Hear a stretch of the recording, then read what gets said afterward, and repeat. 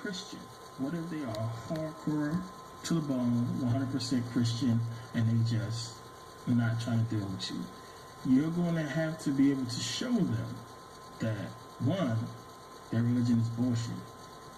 But you have to be able to show them only by using the Bible, because that's the only thing they're going to really believe. A true Christian, you got to be able to go in there and say, bang, bang, bang, see, check this out, this bullshit. This is really what's going on. You want to be down. You want to be somebody with power. You want to be somebody who is not like the rest of these sheeple. Then join us. You have to be able to show these people that everything they believe in is bullshit.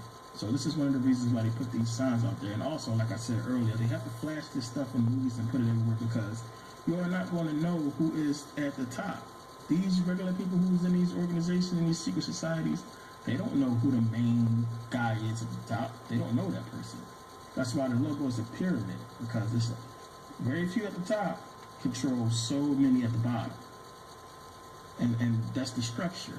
So you're not going to know who's at that top block. You're not going to know that person. So they're going to flash some symbols. They're going to show some stuff. But if you're in this secret society, then you're going to be able to put this stuff together and know what you got to do and what that means. Now, like I said earlier, this all goes back to Rome.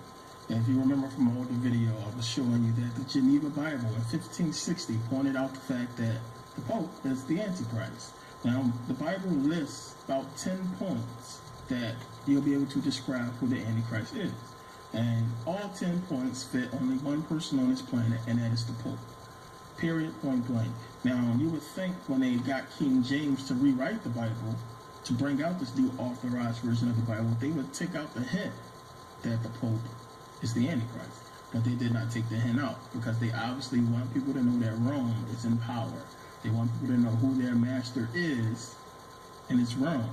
But you're not going to know exactly who it is. I mean, the Pope is a puppet, just like the president is a puppet. Period. I mean, I don't understand how people just like, the presidency is the highest seat you can get in America.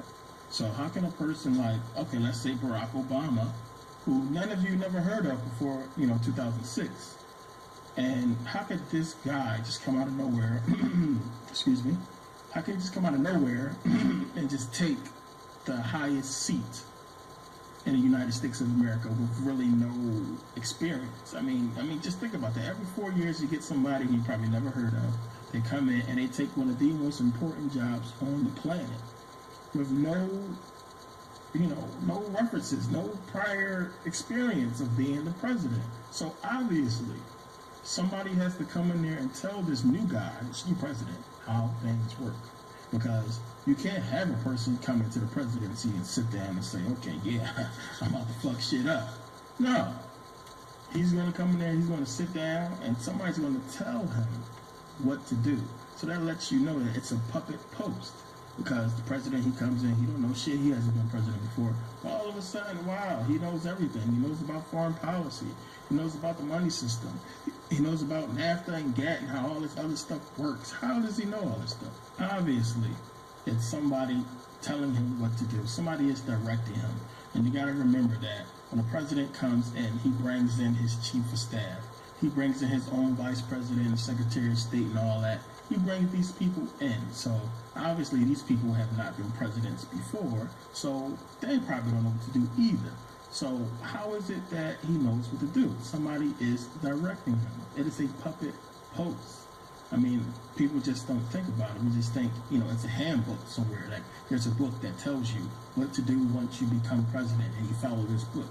Or he's just sitting there calling the old president, asking him, hey, what do I do? What do I do? What do I do? That's not the case. It's somebody behind the scenes that y'all don't know about who is running the whole show. It's just how it goes. Now, when you start doing the research and you start investigating into this whole thing, you'll see that it's Rome. Look on the back of the dollar, Nova Oris Seclorum, New Order of the Age. That is Latin. Who speaks Latin? The Roman Empire. The Pope speaks Latin. They have always spoken Latin. And American Express card. Who's on the cover of American Express card? A Roman soldier. I mean, these are subtle hints to who runs America, but I mean, if you really just go back and look at history, real history, you'll see that it's been Rome, and they've been doing this, running this country for a long time, longer than I thought. They was running it, once I started doing the research. But to take all this stuff back to us, to black people, once you start looking at it, you have to realize that when you calling out to this Jesus, when you are on your knees, because you are begging when you are on your knees, you have to repent.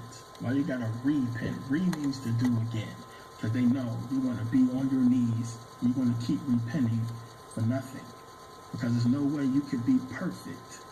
Matthew says, in the book of Matthew, it says, "Be perfect as your God is perfect." That's impossible.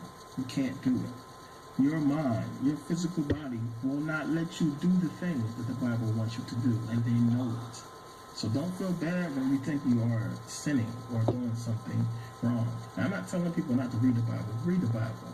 Just, read it, know it. Don't worship it. Don't worship the book.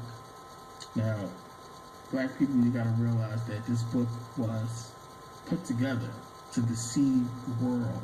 They took our history, black history, and Egyptian history and astrology to create this whole book. And it has been used to keep our minds enslaved, to keep us physically enslaved. And every time you call out to that Jesus and when you profess all these Bible verses and you claim that you love God, you are just giving credit to the white man. And I hate to say it that way, but that's the truth. They made Jesus in a white image so that you can worship white people. It's just why it was done.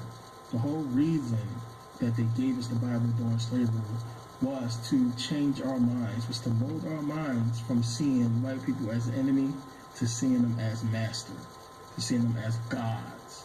And that's what happened. I mean, I can't even imagine the mentality of a slave so long ago who was a slave, who was sitting there praying to this God, but not realizing that this white man obviously praying to this God too. And it seems like this God is only answering the white man. He's not answering whatever a black person may be praying for. You're a slave. So while our ancestors were on their hands and knees begging to, not get beat or for food, who prayers was getting answered? Obviously, the white man. So, I mean, if you want to go on and believe this book, that's still something that you need to just think about. If you don't want to believe nothing I have shown you in this video, if you want to just keep on believing that the Bible is real, at least ask yourself that question. Why would a God who professed love, peace, and, forgiveness, why would he torture a people? If it's because of this curse that the Bible speaks of, how come they let us go? How come these white people disobey God and let us go? You have to wake up. I know it's tough to just let something go like the Bible. It was tough for me. I was hardcore Christian. It was very hard for me to let the book go. I was walking around preaching to people, trying to get people to become Christian. That's just something I did until I kept digging. And one of the things that led me to keep digging is the simple fact that it's just too much violence in the world. Too many people getting killed. Too many kids starving to death. Now, explain to me how a Christian kid in Africa who doesn't have access to any television, any narcotics, or any kind of crazy thing that we do, no kind of sinful stuff, they're living in fucking clay huts. Why is that kid suffering if he's reading the Bible and basically really following everything that they're supposed to follow? But they die of starvation. Like, to me, I just couldn't put this stuff together. So I was like, something is up, because there's too much evil in the world. Something is going on. So I kept doing research. And, this is the stuff that I uncovered. This is some of the things I've uncovered. Now, if you are black, if you are stuck in this religion, if you need to know more about the Bible, I have videos on YouTube that you can look at, and you can see, where I completely destroy the Bible. I prove it wrong in every way. You just watch the video. And when you finish watching it, you will feel a lot better. Be a burden off your shoulders, because you're walking around and you are in constant war with yourself. Because your mind knows that it's bullshit. So if you fight with your mind trying to follow this religion, you're fighting with yourself. Some days you're Christian, you go to church, you read the Bible. When something bad happens or you want something, you pray to God. When you got everything, you're good, you're not worried about God. You're in a constant struggle with this religion. And you're so scared to be on your own. You're so scared to not have this power with you.